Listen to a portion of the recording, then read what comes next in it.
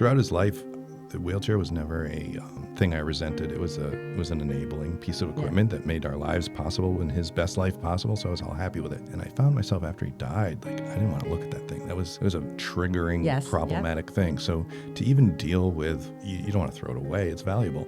Somebody needs it. Dealing with where to put it. And then finally I thought about you and called you and you said, yeah, we'll take it. We'll take it. Welcome to A Place of Yes, a podcast about how I moved through my darkest hour. And for me, that was in channeling my grief into good. Welcome to the show.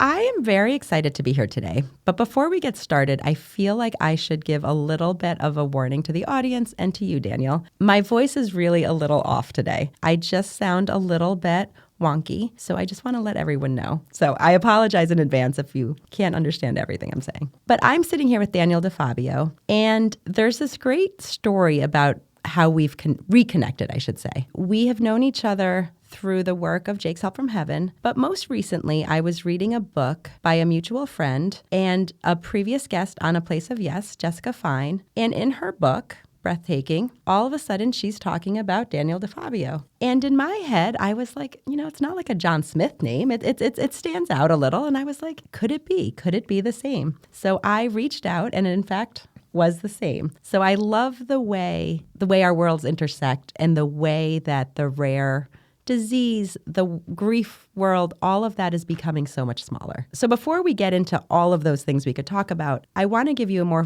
formal introduction. You are the Director of Community Engagement at Global Genes. Right. And you are the co-founder of the Disorder Channel. And you are very involved with the Rare Disease Film Festival, potentially even the founder. Yes, co-founder. Yeah. So can you talk a little bit about that work? Yeah, it was all an outgrowth. Having a child with complex medical needs will change your life. And eventually I felt the need to talk about it or write about it. So it was a blog post first. And when that sort of landed with some people, that it wasn't just me venting, I realized it might do some good in the world. Then I thought I had a background in film, so maybe I should make a film. And so I made the documentary about Menkes disease. And like you said, these communities are so small. My son had Menkes disease. Who else was going to do it? There's about 100 people in the world that are dealing with Menkes disease. And what's the overlap of people with film skills plus Menkes disease? So it really had to be me. And then having made that, what do you do with it? So eventually it did some film festivals and it did some medical conferences. And then I thought I had previously created the Boston Spa Film Festival. I said I could create a film festival about rare diseases. And with Bo Bigelow, that's what we did. And we did it in Boston. That's where we met Jesse Fine. And then 2 years later, we did it in San Francisco. And then we thought we'd do it in New York City in 2020 in May. Yeah, not going to happen. It was the worst time to gather vulnerable medical populations into a movie theater in the middle of COVID. It was terrible. In Manhattan, yeah. But that led to what could we do instead, which the instead was you could have a virtual film festival, but we didn't quite like that idea. So we had a streaming channel, which is the Disorder Channel, and it's available on Amazon Fire TV devices. So let's go back to how we met. That's kind of the root of the rest of our conversation. So talk to me about your son, Lucas. Yeah, he was our first child, and right off the bat, there was something wrong, but not unusual, super unusual, but it was a fracture at the occipital base of the skull. And so they're very nervous. Is their brain bleeding, whatever? So we were in NICU with him for the first 10 days. This will be relevant to the Jake story, too. We needed to stay at the Ronald McDonald House down at Albany Med. So our world is changing, and we... Overnight. Yeah, and we both, my wife and I, had I guess, enough privilege in our life that we never needed any charity. And here we are like, can you take us into your inn at Christmas time? He was born December 21st. Oh, okay. I didn't realize. So we spent Christmas at the Ronald McDonald House, which I went into thinking it's going to be the most depressing thing in the world. And it was actually the most joyous, uplifting, amazing. The work they do is unreal. Life affirming. It was amazing. Eventually, everybody checks out Lucas to their satisfaction, including neurology. And they say, he'll heal. We can't explain it. It's a strange fracture, but he seems to be okay, stabilizing. You think you're on your path to normal child rearing. Yeah. And with the first child, you don't actually know anything. It took a while until age 9 months. We saw little bits of missing milestones. And we thought, well, maybe this is because he's still healing from the fracture. Or he was 2 weeks early. Maybe it's about that. And then at 9 months, he not only wasn't keeping up to milestones, but he regressed. And somebody said, you need to go see a geneticist. And luckily, here in small-ish Albany, New York, the geneticist had actually seen somebody with Menkes syndrome before. Okay, so I didn't know that you were still in Albany I was wondering if you had made it to Boston or something. Okay, so Albany, and they diagnosed him. Yeah, so he had actually had 2 other patients. I got to know those families because It's a small world. If it had not been for that, he might not have known how to diagnose Lucas. But so you've probably heard enough stories now. People go, well, your own story. You go on these really long diagnostic journeys sometimes, and it takes forever to get an answer if you do. Usually 7 years is typical. Yeah. In our case, it was a few months. You don't want bad news, but I guess you'd rather want bad news faster than slower. It's such an interesting thing, and it's something that I've talked about quite a bit because, I sit here and listen to you get a diagnosis that quick, and all of these years later, I'm still like, You're it's jealous. a weird thing. I am. I was just going to say it's a weird thing to say, but I'm jealous. Like, it's a name. When you talk about that journey, for those who don't know, at least with Jake, they were testing for all of these things, and some of these things were, there's one person in Asia that has something similar, so they're testing for things that they can count on one hand who has these diagnoses. And I remember Brian and I getting very frustrated, being like, what do you mean? Like, we're Boston Children's. How can you not figure out what's wrong with my kid? And I remember one doctor, and I've said this before, but they were like, sometimes it's better to not know than to know, because everything we're testing for, like, none of it's good news. And it was funny because at that time, it was like, okay, let me focus on something else. It made me not perseverate so much on what's he have? What's he have? It never filled that hole, still all these times. And it's always hard because people say, well, what's wrong with them? And I never could say it. To have a name of a disease, there is something kind of validating. Yeah. And I would say those doctors are wrong. It's a very doctorly bias. If there's nothing we can do about it, why would you even want to know what it is? Well, here's why. Because I might start a foundation and I might go find the cure myself. And you can't do it until you get the genetic result or the name of the disease. And then you start to gather your people and figure out what are your steps forward. Other people. That answer reminds me of a lot of another guest, but another Jake's family, Hillary, Esme's mom, finally got this diagnosis. Once they figured that out, it was really life-changing for them. And, she became involved in another foundation, and she found all these other kids and all these other families all over the world. And there was just something in that was such a big pivot. Menkes. I remember reading in something I think that you had written or that was written about you, about how the first 10 days are pivotal and how frustrating that must be that the first 10 days of Lucas's life, he was in the hospital for something else and they didn't know. So we were in the right place, the right time with all the right people looking at him. Yeah. And in one sense, no doctor is going to know all the rare diseases. So what are the chances? But we were seen by neurology and they were probably best suited to know something like this. Unlike so many rare diseases where, as we just mentioned, the doctor will say, well, there's nothing we can do about this disease. There is something you can do about Menkes disease if you treat it in the first 10 days of life. And we missed that window. He was not diagnosed till a year later. How frustrating. And they still offered us the treatment as an experimental, compassionate use protocol thing, but maybe it did some good, but it didn't do the good we know it can do. So what does it do? Is it a cure or is it a slowing? It so dramatically reduces the symptoms that you might not notice them. Oh, wow. Okay. So it's significant. Kids without treatment, like Lucas, will not walk, talk, sit unassisted, eat unassisted, even communicate in other ways other than we could sort of gauge. You can tell. With the treatment in time, you might walk with a slight change in your gait and you'll have some additional pains and things that other people don't have. But to the outsider, you watch them finish high school and play sports and have hobbies and talk to their friends. And, maybe they live a little shorter lifespan, but they live the pretty, I hate to use the word normal, but typical range of human experiences available to them. How do you come to terms with that? It's got to be hard. It is hard. We look at it as we did everything we could. Yeah. We did it when we could. When any of this grief stuff, when you're looking back, hopefully you don't have a lot of woulda, shoulda, couldas, regrets, because that comes from knowing what you know now and thinking you would have known it then, but you wouldn't have known it then. So, and if you knew it then, you would have done it. 100%. And I do think that is a key part of the grief journey, right? Is that you have to come to terms with everything that happened. And I hate the whole it happens for a reason kind of BS out there, but there's an element of that you sort of have to, you have to feel okay that you did what you could with what you had at that time. If the me now was Jake's mom then, it would just be such a different world. But that's not the way the world works. You probably feel like you did. I think I did gain some superpowers along the way. Wouldn't it have been nice to have them at the beginning, but that's not the way it works. And I talk about this with a lot of families, right? Like that ability that you learn over time when you have a child with a real significant illness or these very rare diseases. You have to be their everything. You have to be their voice. You have to be their advocate. You have to not take no for an answer. You know what I mean?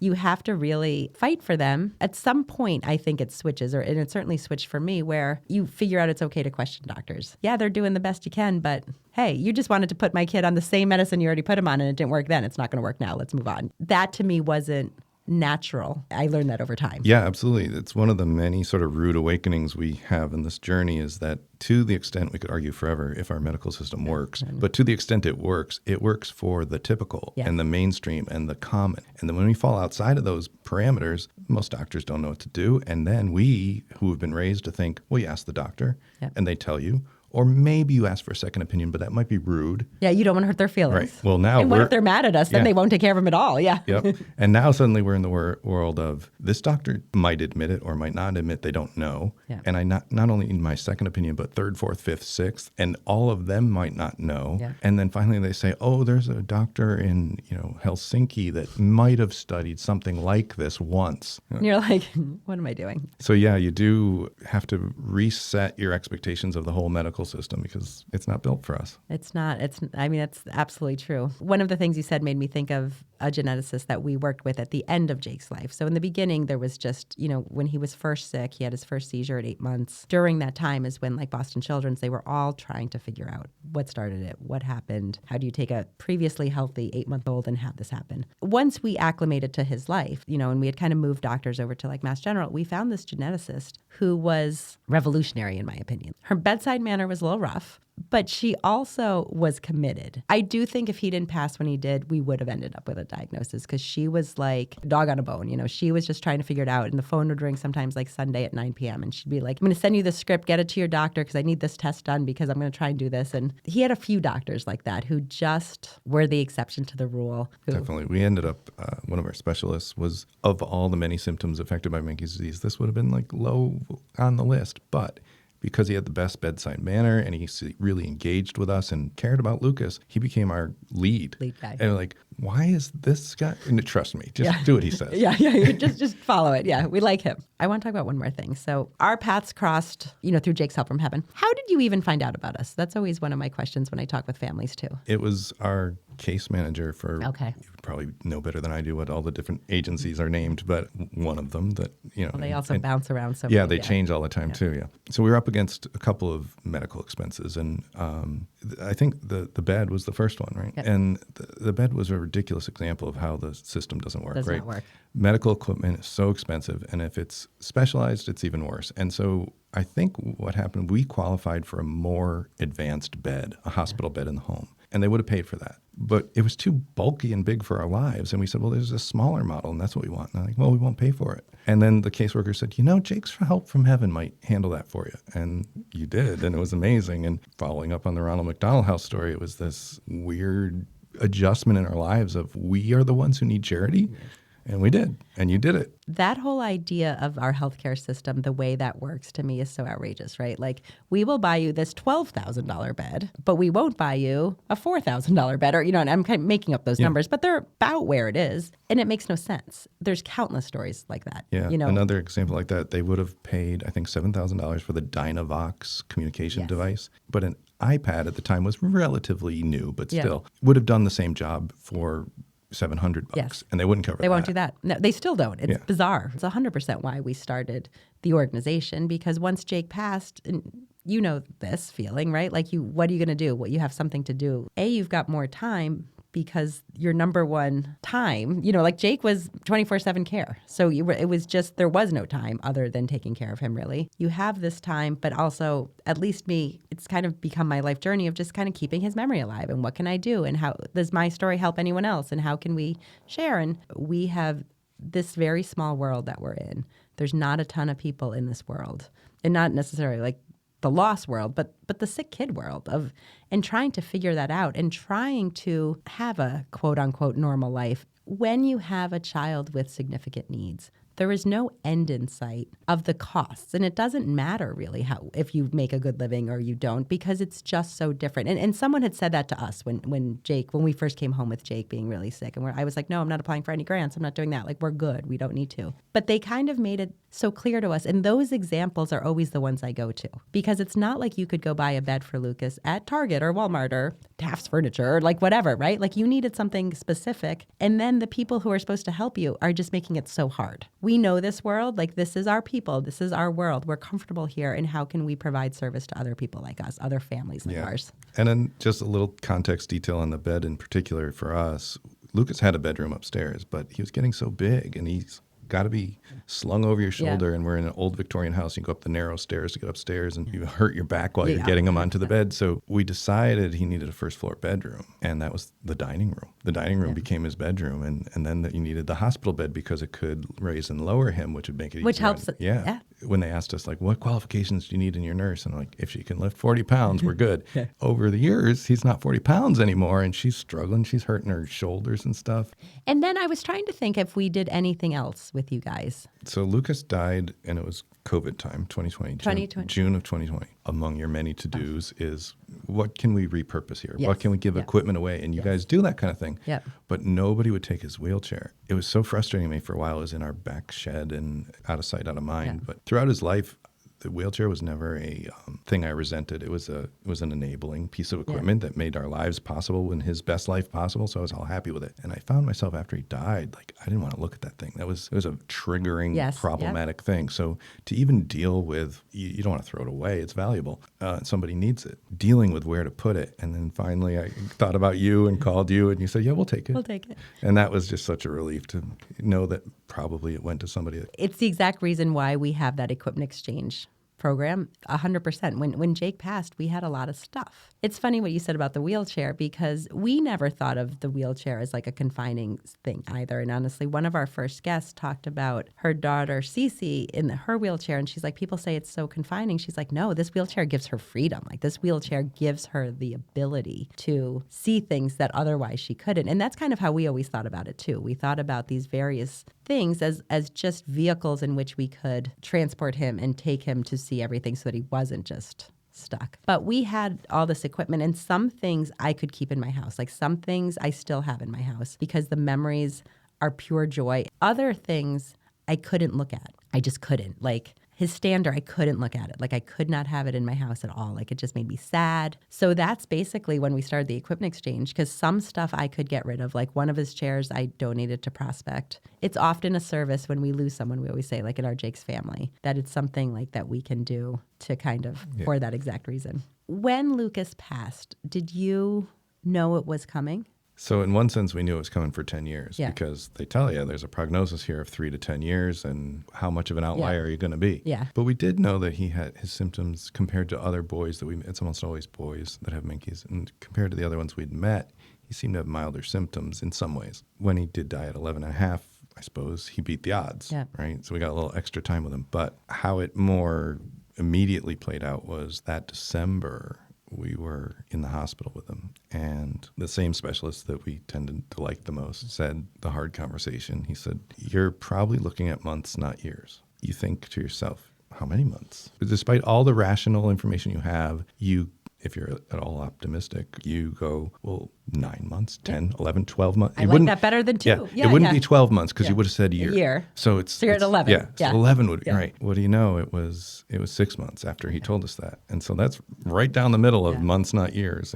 So we had that warning, but it didn't matter. You don't believe the warning, really. The illness that brought him into the hospital for the last time didn't necessarily feel worse than all the other illnesses. Every time you're wondering, are we going to make it out of the hospital? All the other times you did. Fighting to get out of the hospital. We'll prove that we're good enough, and we're going to go home. And then you feel a little foolish if you're wrong. And the last time we were wrong. But it's hard because you do want to get out of the hospital. There's disease in the hospital. There's germs in the hospital. There's all of that. And sometimes we would find you get into this cycle. And one of the reasons we eventually made the switch from like Boston Children's to Mass General, but we ended up, as we slowly moved to Mass General, they had a little bit of like a different philosophy. At least back then they did. So like Jake had to have like double hip surgery. And at Boston Children's, if he had done it there, he would not have been able to have been discharged. It would have been like 10 to 12 days afterwards because he would have to have met all of these milestones. And some of those things, I was like, it is going to take Jake a very long time to get to any of those.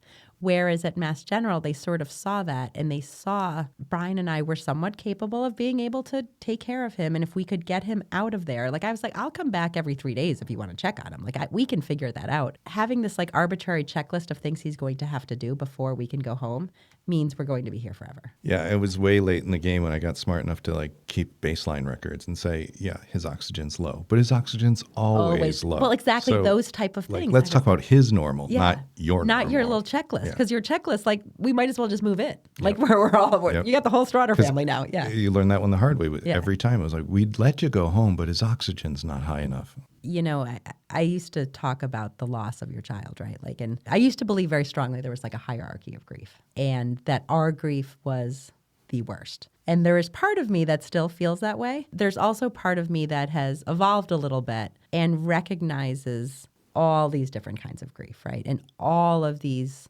different losses. And one of the things that I've heard you talk about, and I talked about with Jessica, and I've actually talked about with a couple other guests, is this whole concept of ambiguous grief and anticipatory grief. They're obviously not new, but they're relatively new to me. And it's a little bit like when we talked about like when you have a name for something, it validates it. I do find so much good out of these kind of terms because grief in itself is lonely, I think. You don't want to make people upset, so you don't want to talk about it. But if we don't talk about it, then people are always going to be uncomfortable about it. And not that it's our job to make people comfortable, but we're better when we share, I think. And everybody experiences grief. Not everyone experiences the loss of a child, but everybody experiences grief of some sort. Very similar to when you don't have the disease name to research or to find the support for.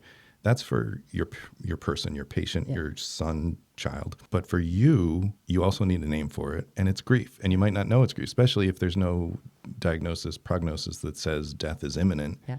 You might not know ambiguous or anticipatory grief are things. And when I were at a local support group and somebody said, well, what this is grief. And I went, oh. Well, now I know what to call it. Now I know what books to read. Yeah. Now I know what research I have to like do. like a chapter. Yeah, like a Yeah, and you're right. There's so many subtypes, and there's compound grief, and they're all useful distinctions because outside of this circle of awareness would get what's wrong with you, the parents, if the child's not dying. You can't be grieving. Yeah. But that's not true. It makes it less isolating, right? In the beginning, I was like, well, I can only connect to people who've had this huge loss that I've had. But the fact is, no, you can connect with anybody over loss. The ambiguous grief to me is so impactful in terms of connecting with other people. You know, I remember early on, someone was like, well, you have to grieve the child you thought you were going to have. And my immediate response was kind of angry because I was like, no, like Jake's enough. Like I'm okay with the fact that this is not.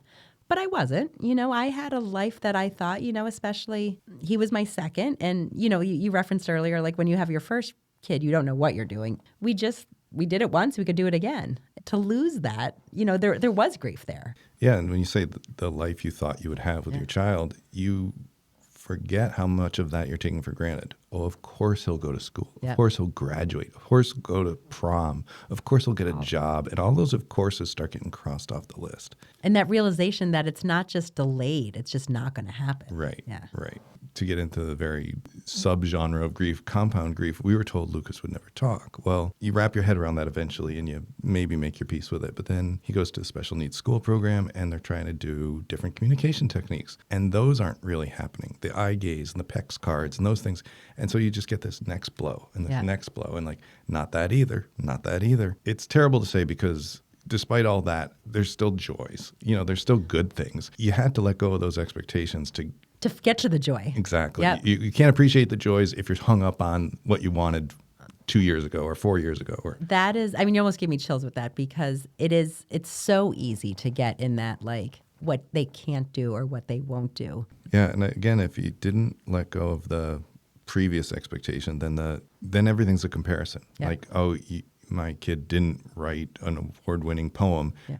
So how am I going to appreciate the fact that he was able to scribble? Well, in Lucas's life, that day that he scribbled was Awesome. a breakthrough landmark day. Yeah. And you can see the joy on his face that he knows he's doing something Yep. cool. And something that he hadn't done before. Yeah. And So before we go on to like what you're doing with Global Genes and more specifically, and I love the story about Lucas that you just mentioned scribbling. Tell me more about Lucas's like day to day and what life was like with him. And Yeah, it was interesting. One of those expectations that I couldn't get my head around was I would, in the first 2 years, we'd take him to my mom's and she'd be daycare until he was ready for school. But we didn't know if he would be ready for school. And on my route home from my mom's to my house, I'm stuck behind a school bus. And it was a nightmare because every stop I'm looking at cute little kids getting on a bus and I'm thinking he's never going to get on a bus. And then, age 5, what do you know? Surprise, there's a special short bus that pulls up and it's got the lift in the back and we roll his wheelchair in. And he does go to school. And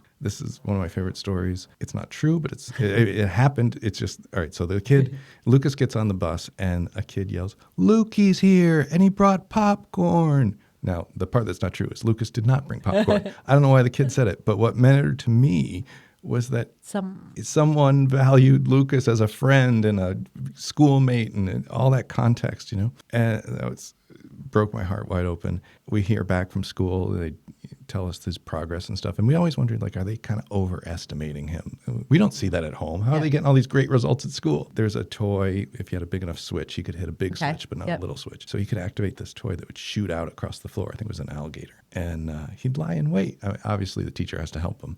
But he'd wait for other friends to walk by or teachers to walk by. And he'd launch the alligator at him and he'd crack up. That's awesome. Like a little devil. And we knew that mischievous nature because at home, if you bumped your head on a cabinet or hit your thumb with a hammer, he'd laugh his head off. Crack up. Yeah. And that actually kind of helped you realize, this is my hang up, not, I don't have to be that upset about the thumb. Yeah, you're like, I'm okay. But this other report came home from school that said, Lucas really comforted a friend today. And I thought, come on, what does that mean?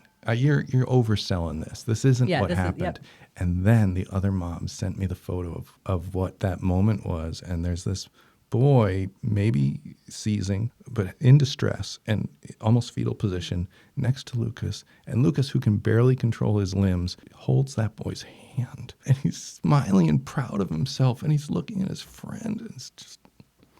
And then Becca is the mom, and she's amazing. When Lucas died, she sent me that photo on a rock with Friends written on it. I saw in the Friends logo font. Oh, I love all of those stories. Like, that's the joy, right? Like, that is the moments when people don't know and they don't think that can happen, but that happens. You reminded me of Jake went to Prospect School and we brought him up, and I wheeled him in one morning. And this little boy, and he was like it was a special needs classroom, but it was a full range of sort of needs. But this little boy ran up and goes, "JJ's here." Now, no one ever called him JJ. Like, I don't know, but like he was just legitimately excited. And the teacher was like, "JJ's his best friend." And I remember that feeling of like, Jakey's got a best friend. Like, it's just because those are things I didn't know to grieve, but there was like a hole in my heart, right? Like, my kid's never going to have a friend or he's not going to know. And then in their own way, they do. Here's another. So we have a younger son, 2 years younger than Lucas. And just yesterday, for the first time, he started volunteering in that classroom. And the same boy, Hunter, is now 16. I don't know if my other son had much to do with Hunter, but he's in that room with Hunter. Oh, I love that. Yeah, and those windows into their school life, because you probably feel like you want to be there and you can't be there, and you got to trust that everything's going to go okay while they're there. And then another note we got home from school, it was written by a first grader, you could tell, in crayon and stuff, and it said, "No one is allowed to touch him or any part of him, even his hands, except Mrs. Green's class."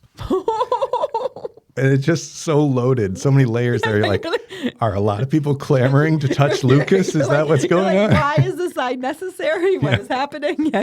How did we get here?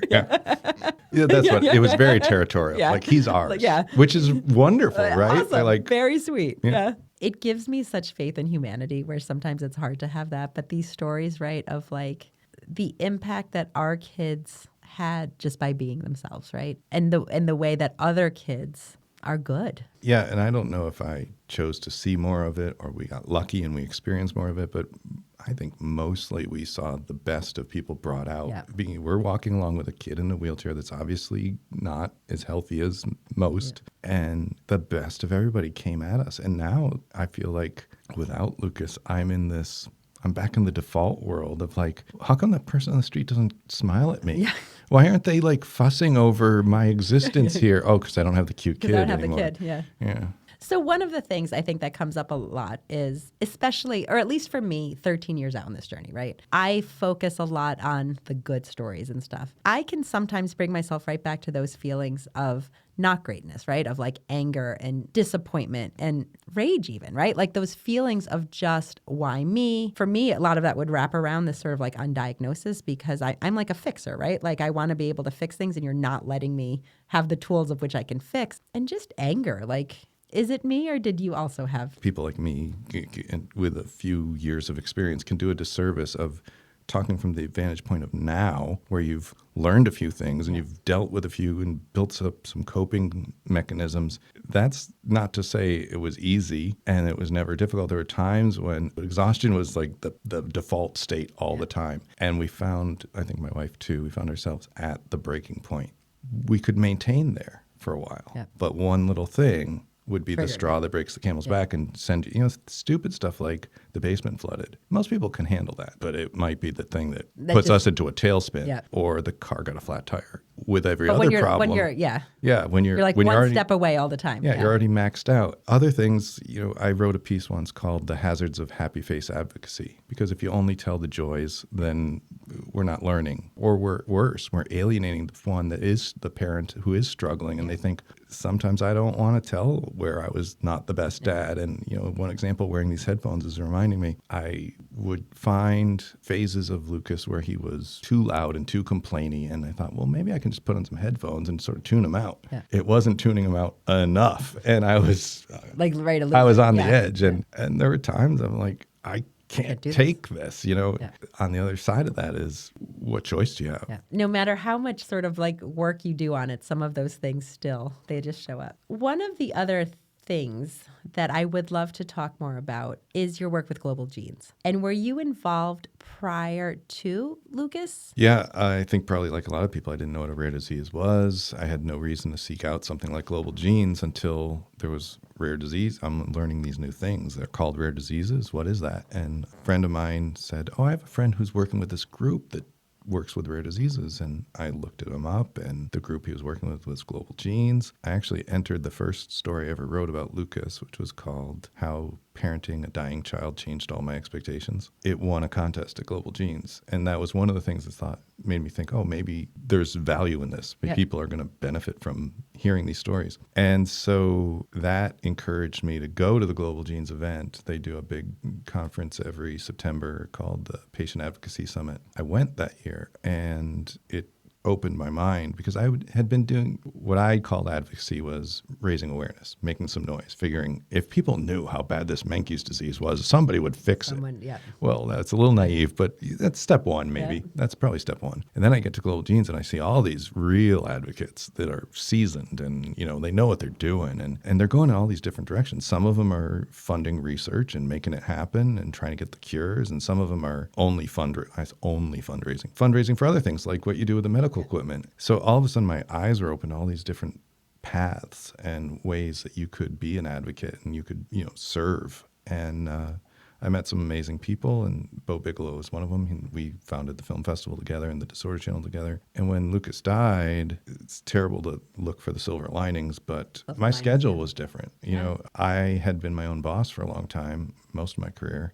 And that was great for being Lucas's caregiver because you could move the schedule around however you needed to based on his schedule. And without the demands of being a caregiver for him, I could go work for somebody else on their schedule. And at the same time, this again was 2020, COVID, and a lot of people were thinking, is my work meaningful? And my work was making TV commercials. And I enjoyed it as fun, but it wasn't super meaningful. So I thought, this volunteer stuff I'm doing for Menkes and rare disease, that's meaningful. That's what I like. And it has a different impact after. Yes. Yeah. And then there's the legacy issue, right? Like, so much of it is that piece of your identity that was tied up in caregiver. And I don't know if everyone realizes soon enough, I didn't soon enough realize that caregiver is a separate and different job than parent. Yeah. And for a while, I kidded myself that they were the same. I'm just being his parent. That's what any parent would do. Anyway, without that taking up its demands in your time, I was able to approach Global Genes and say, do you need someone like me? It looks like you have an opening. And they're like, oh, you'd be great here. So I'm very glad it worked out. It's been about 3.5 years. And one of the things I get to do there is teach other people to tell their stories, their medical rare disease stories. Among the people I met, so in that workshop, there'll be Mike Porath, a rare disease dad from the Mighty. And he was somebody, my first writing was on the Mighty. On the Mighty. I follow them, yeah. Yeah. And when I went to my first Global Genes event, I knew Mike by email, but I got to meet him face to face at Global Genes. And likewise, we have a contributor from the Every Life Foundation. I met some of those people at Global Genes, and Courageous Parents Network is another great resource where I, for a while, was a writer for them, and Jesse Fine's a writer for them too. I think sort of 3 powerhouses that I get to bring together to help people tell their stories next week. So I'm excited about that. No, that's fantastic. This is the second time I'm using the word jealous within this conversation, but I love everything that you are talking about, all of these opportunities and places, because it has taken me a while. And I think mostly because once Jake passed, I threw myself into Jake's Help from Heaven. But I'm finding, like I wanted to start this podcast because I wanted to have these conversations. And I've been threatening to do some writing, but not really doing much of it. But I do feel there's so many stories to tell and that we have these stories. And I love that you're like knee deep in it. And I may be following up with you about how I can do it too. I was listening to you on a different podcast talking about storytelling, and I was like, this is, it's when you realize there's a whole world, like that you're not the only one thinking these things, that you have partners who are thinking and working the same things. And whether it's about grief or whether it's about sharing stories or whether it's about the rare diseases or the undiagnosed, our stories can help other people. And I do think it's important that they're told. And I love that you are telling them. Yeah, and I think that's kind of one of the advantages of going to the Global Genes event is, like I said, you get exposed to so many things. You get a crash course in not just the information that's being presented, but the people you're meeting. Yeah. And you're like, oh, this person's doing it this way, and this person's doing a podcast, and this person's doing a book. And then some of those things are right for you, and some of them are not. But if they're not, maybe you go, oh, this person's raising a lot of money. Maybe they can help me raise a lot of money.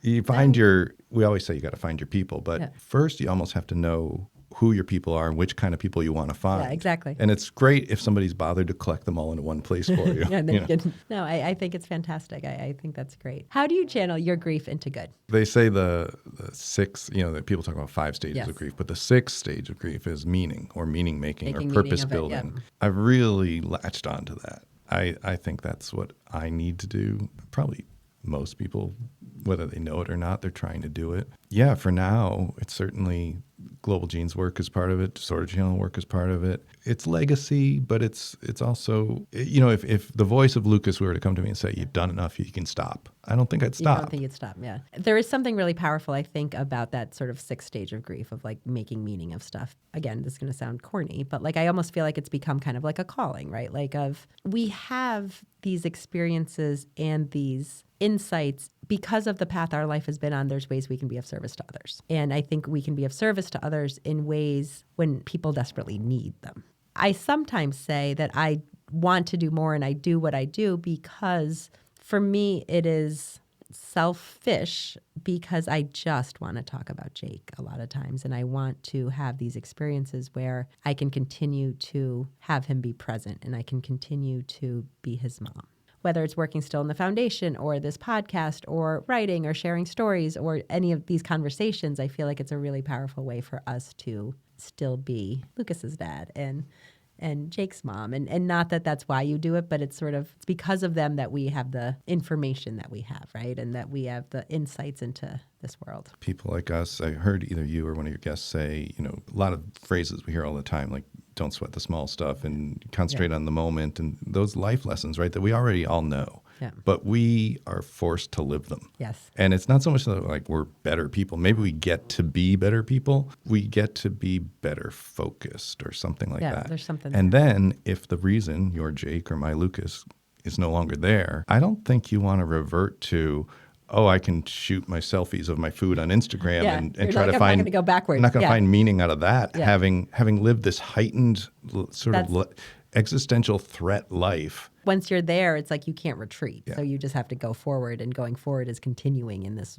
work or in this. And for some, I hope it's not me, but maybe some it's similar to being like an adrenaline junkie. Like I was operating at this level and I've got to stay at this level. I hope for me it's more I was shown what matters. I want to stay in what matters. Yeah. I don't want to go back to, do I have the best car on the street? Yeah. Or is my whatever vacation plan better than your vacation plan? I had a moment, I called it game over, very close to diagnosis day. It occurred, they're laying out the prognosis. And game over sounds terrible because it sounds like we're giving up, and I wasn't giving up. But I was realizing the game playing is over. Yeah. That whole, I'm a young man in my career and I'm going to chart my course and go on to greatness or whatever I'm going to do. That's over because what's the worst thing that could happen to me? You could tell me my son's going to die. Well, you just did. If there's a game, I lost it, or Lucas lost it, or whatever. However, both. Yeah. So that's out the window. I mean, I don't wish it on anybody, but it's liberating in a way. It's certainly a sea change of your mindset. Yeah. It's a massive shift. I love the person I have become because of Jake's illness, because of even Jake's death. And the flip side of that is I would give $1 zillion to be a less enlightened person and have my son back. You know what I mean?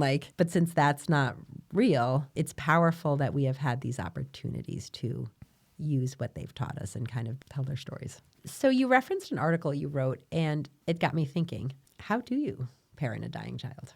The biggest takeaways were mindset changes, right? So because the continuation of that title is changed all my expectations. Yeah. A lot of the wisdom of the ages, the rules of thumb, or the passed down slogans we hear, like stay in the moment, don't sweat the small stuff. It's all small stuff. Those things became very real. Instead of just like, oh, that's probably good advice. It was like, no, this is a survival guide. This is necessary. We're going to refocus along these lines. So that's a big part of it, like listening to that wisdom of the years that you probably ignored for a long time. Well, you said something that I just think is so important, right?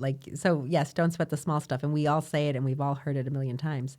But when your kid is sick, when your kid is dying, when that is happening, every single thing is small stuff. And I still, 13 years later, sometimes it might be me or it might be Brian or someone's getting super worked up over something, or none of it is that big of a deal. It does change your life a little bit to be able to step back. And so those lessons were important for me to embrace and sort of cling to. Lucas was, in a way, our guide through it because he was so happy, usually. You take your average person, I don't know if they're 50% happy, 50% sad in their life, but Lucas was 80% of his time beaming with joy. That's awesome. And he's bright blue eyes and this big wide smile. And if he's like that and you're stressed out, you're thinking about his next appointment and his next possible symptoms.